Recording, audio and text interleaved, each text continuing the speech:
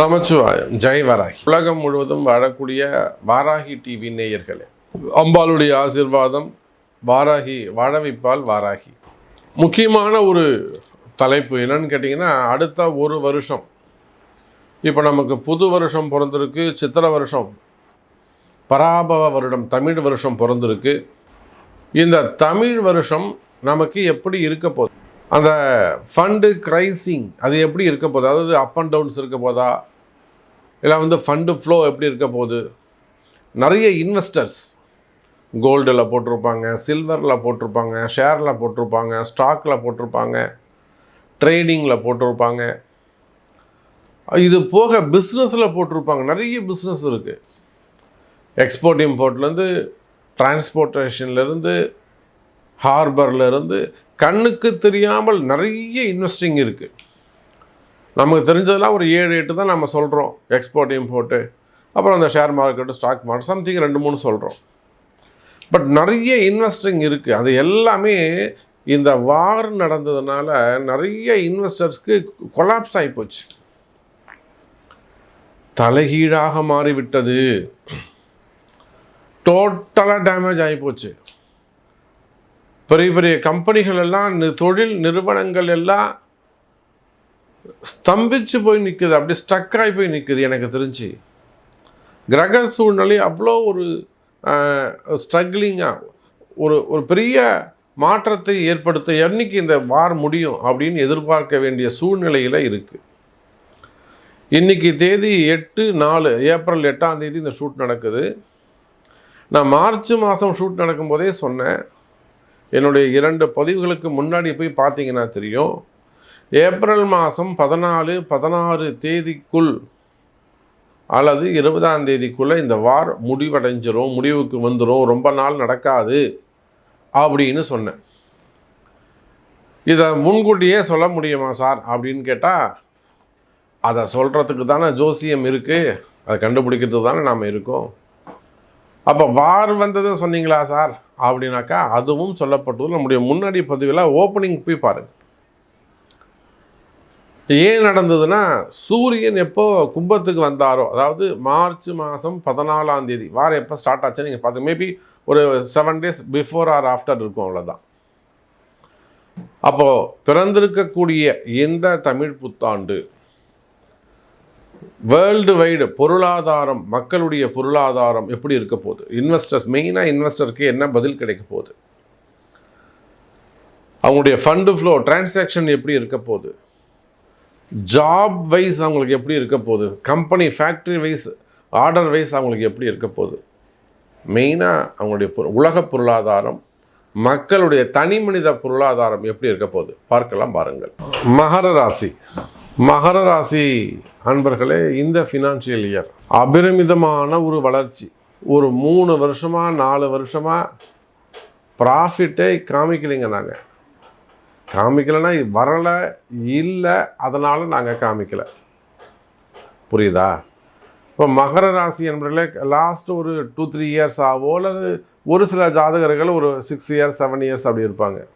எனக்கு தெரிஞ்சு மேக்ஸிமம் ஒரு 3 இயர்ஸாக இந்த மகர ராசி என்பவர்கள், நீங்கள் பிஸ்னஸ் பீப்புளாக இருந்தாலும் சரி தான், இல்லை நார்மல் பீப்புள்ஸாக இருந்தாலும் சரி தான், வேலைக்கு போகக்கூடியவங்களாக இருந்தாலும் சரி தான், பெருசாக ஒன்றும் சேமிப்பு இல்லை. சேமிப்பு இல்லைன்னா கூட பரவாயில்லைங்க, கடன் வாங்காமல் இருந்தால் போகிறோம். வாங்கின கடனை கொடுக்க முடியல. நிறைய கம்பெனிஸ் வச்சு நடத்தக்கூடியவங்க, ஃபேக்ட்ரிஸ் வச்சு நடத்தக்கூடியவங்க, நிறுவனங்கள், பெரிய பெரிய நிறுவனங்கள், சின்ன சின்ன கடைகள் வச்சு நடத்தக்கூடியவங்க, அதுக்கெல்லாம் சீர்காழியிலேருந்து ஒருத்தர் கால் பண்ணுறாங்க, மயிலாடுதுறை அந்த சைட்லேருந்து, நல்லா போயிட்டு இருந்தது சாமி, டீ கடையும் ஒரு ஹோட்டலும் வச்சுருந்தேன், சூப்பராக போயிட்டு இருந்தது, திடீர்னு அப்படியே டவுன் ஆகிடுச்சு. ஏன்னே தெரியல. அதே இடம் தான், அதே பஸ் ஸ்டாண்டு தான், அதே பீப்புள்ஸ் தான், ஆனால் டோட்டலாக இல்லை. அதான் டைம். அப்போ இந்த மாதிரி இன்வெஸ்டர்ஸ், நீங்கள் நம்பி முதலீடு செய்த சில விஷயங்கள், புரியுதா? மகர ராசி என்பர்களே, இந்த மாதிரி ஒரு உதாரணத்துக்காக நான் உங்களுக்கு சொன்னேன். அப்போ மகர ராசி என்பர்களே, இந்த மாதிரி நீங்கள் நிறைய இன்வெஸ்ட் பண்ணியிருப்பீங்களா? சின்ன சின்ன பிஸ்னஸாக இருக்கலாம், ஆன்லைன் பிஸ்னஸாக இருக்கலாம், அதாவது குடும்ப பெண்கள் வீட்டிலிருந்து செய்யக்கூடிய பிஸ்னஸில் இன்வெஸ்ட் பண்ணியிருப்பாங்க. சாரீஸ் பண்ணுறதோ இல்லை நகைகள் பண்ணுறதோ. அதே போல் இன்வெஸ்டர்ஸ், மெயினாக பெரிய அளவில் இன்வெஸ்டர்ஸ் ஷேர் மார்க்கெட்டில் போடுறது. ஷேர் மார்க்கெட்லாம் போட்டு நிறைய மகர ராசி அன்பர்கள் நிறையவே மிஸ் பண்ணிட்டாங்க. அதுவும் ஸ்பெசிஃபிக்காக இவங்க மட்டும் போட்டால் பரவாயில்ல,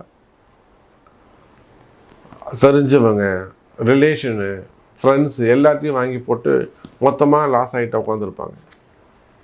ஸ்டாக் மார்க்கெட்டில், ட்ரேடிங்கில். அன்றைக்கெலாம் ஒரு குழந்தை கிட்டத்தட்ட ஒரு 4 கோடி ரூபாய் மிஸ் பண்ணிடுச்சு ட்ரேடிங்கில். ஓன்னு அழுது.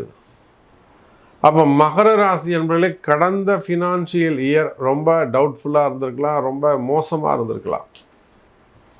நான் இப்போ சொல்கிறேன், நீங்கள் எழுதி வச்சுக்கோங்க. உங்கள் கஷ்டம் என்னன்னு எனக்கு தெரியும். நம்ம கஷ்டத்தை பற்றியே பேச வேணாம், நல்லதை பற்றி பேசுவோம்.